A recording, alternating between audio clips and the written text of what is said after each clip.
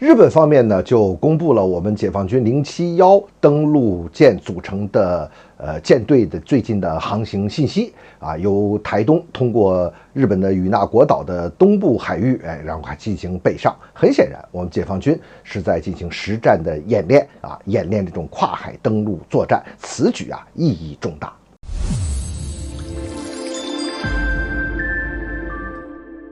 欢迎来到张斌观察，我是张斌。日本防卫省就公布了这次的我们海上编队的航行图，但是呢，他没有拿出这照片，看来他们在监测方面，在监视方面，这次可能也是出了什么漏洞吧。日本公布的情况来看呢，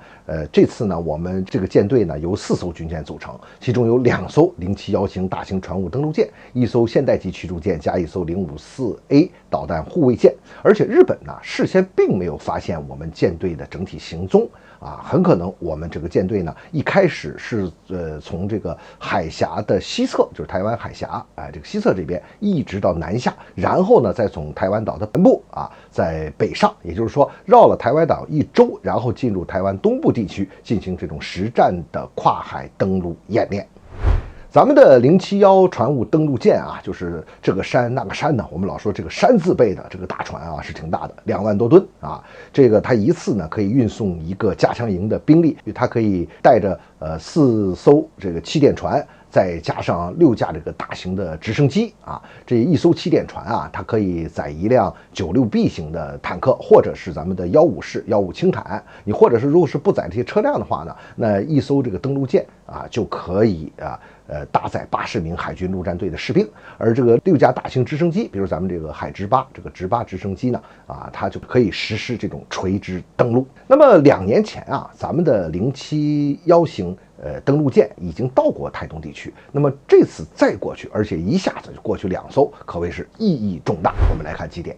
第一呢，这是我们在进行实战性的在演练，在台湾岛的东部地区进行登陆。那这样一来呢，我们西和东、南和北这连在一起的话，这整个对台独的这个杀伤链就已经形成了一个闭合。也就是说，台湾岛的东部那也不是什么安全的地方，对台独武装力量来说，那就没有什么前方后方之说。真的我们要开启武统之战的话，那我们可以全方位的出击。第二呢，我们现在要做好这种实实在在的扎扎实实的作战准备。你比如说，通过这种实战的演练，通过在具体的这个环境中的我们的这个摸索，要掌握不同的登陆地点考虑不同的登陆方式。因为台湾地区他们就老说嘛，说我们这个东部海岸这边没有几个好的这个海滩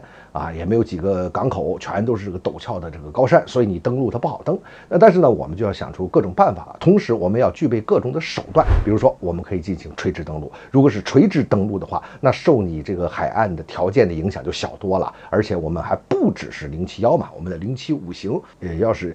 一起加入这个登陆作战的话，那能发挥的威力就更大了。第三一个，我们的舰队，你看不久前我们的山东舰航母编队也出现在了台湾岛的东部地区，这就可以切断台独这些头目们到时候外逃的那个计划。他们要跑，你哪能从哪边跑？肯定还是从东边跑嘛。从现在你就包括蔡英文演练的一些所谓这个外逃的这个逃生的路线来看，他也就是往东边这边跑。那我们在这边把兵力给顶上去，那就能把他这条后路给他断掉。同时呢，我们也可以在这个地方拒止外来介入的